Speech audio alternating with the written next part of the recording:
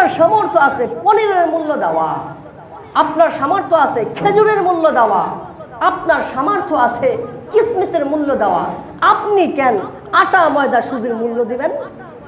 বলেন আমারে। আপনার জন্যই তো এটা আল্লাহর রাসূল নির্ধারণ করে নাই। আপনি ধনী আপনার জন্য তো নির্ধারণ করেন নাই, আপনার জন্য নির্ধারণ করেছেন পনির, খেজুর, কিশমিশ। তা আপনি কেন আটা ময়দার সুজির পিছনে লেগে আছেন? এখন আমাদের বাংলাদেশে প্রচলিত একটা বিষয় হচ্ছে, আমরা সৎকা টৎকা ওই রকম বেশি একটা গুরুত্বও দেই না, আর কোনো রকম নাই ছাই দিতে পারলেই বেঁচে যাই, ঠিক না? সদকাতুল ফিতর আদায় করার যে মূল্যটা যে নির্ধারণ করা হয় সেটা 4টা পণ্যের উপর। কয়টা পণ্যের উপর? 4টা পণ্যের উপর। গম, যব, খেজুর, কিশমিশ, পনির। গম, যব, খেজুর, কিশমিশ, পনির। ফিকহি হানাফি কিতাবে আসছে। তো গমের আটা বা ময়দা, হাদিসে আসছে গম যদি হয় তাহলে অর্ধ সা, আর যদি খেজুর, কিশমিশ এইগুলা হয় তাহলে 1 সা। 1 সার ওজন কতটুকু? বলে 3 কেজি 300 গ্রাম। 3 কেজি 1 সার ওজন কত? 3 কেজি 300 গ্রাম। তাহলে এর অর্ধেক কত? 1 কেজি 650 গ্রাম। 1 কেজি 650 গ্রাম। তাহলে আমি আর আপনি যদি সর্বনিম্ন মূল্য ধরি গম হিসাব করে, তাহলে 1 কেজি 650 গ্রাম যে মূল্য আছে গমের, এটা আমার আপনার উপর ওয়াজিব। বুঝে আসছে? আর এর মূল্য বর্তমানে আসে 100, সর্বনিম্ন 110 টাকা। 110 টাকা।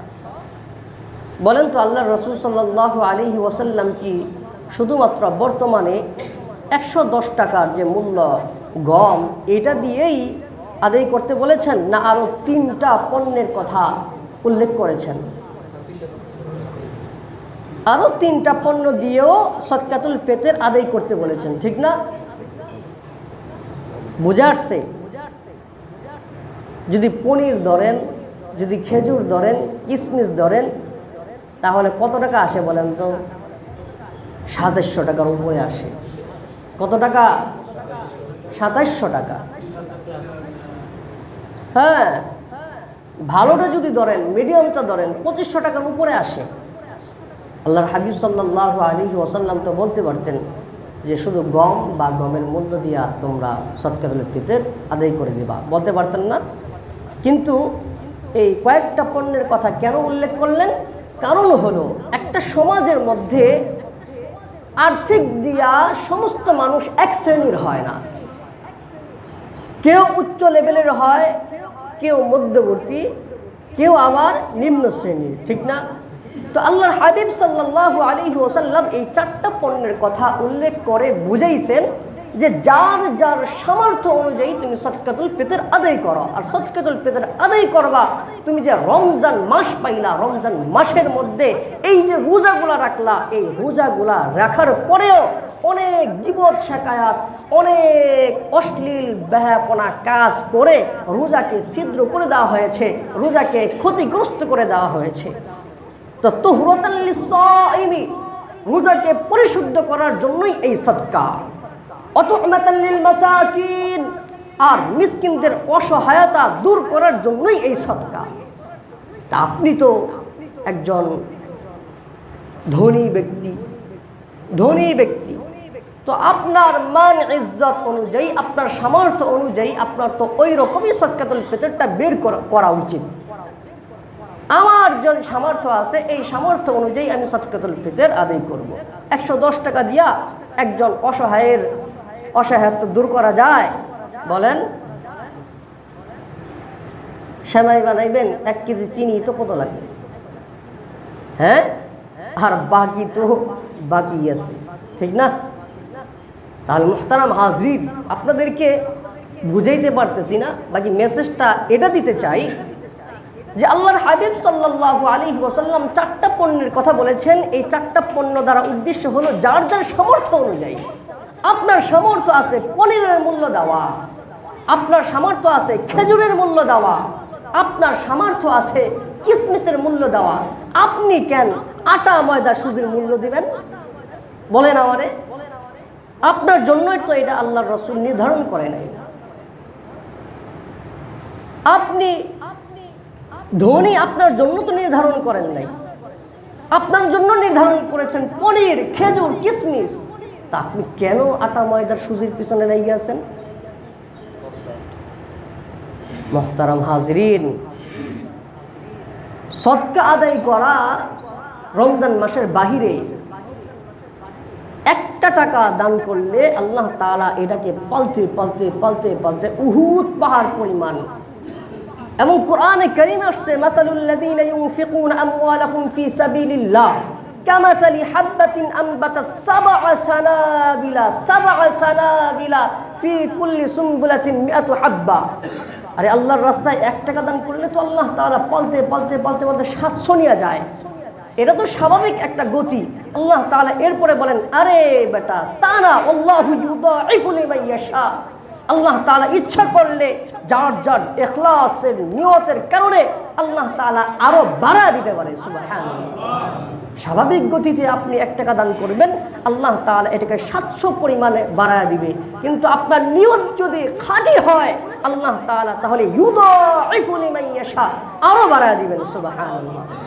এটা তো রমজানের বাহিরে, রমজানের ভিতর হইলে কি অবস্থাটা, মানে অবস্থাটা কি চিন্তা করেন। রমজানে 170, 770 দিয়ে গুণ দেন না মিয়া, দেখেন অবস্থাটা কি আল্লাহ তাআলা। আরে রমজান মাসটা তো রহমত আর রহমত, রহমত আর রহমত, রহমত আর রহমত।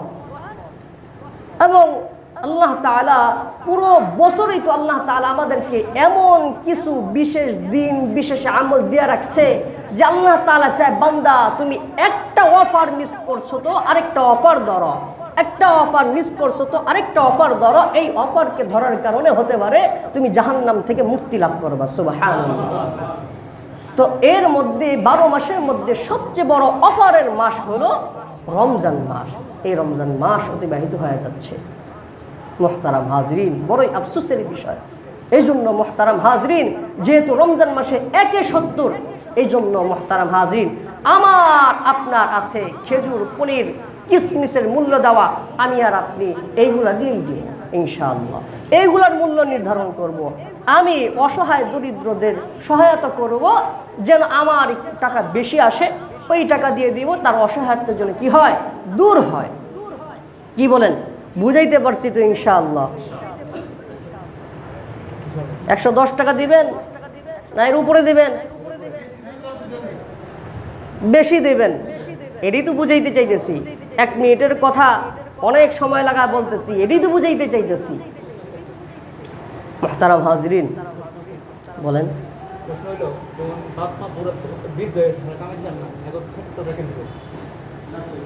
একই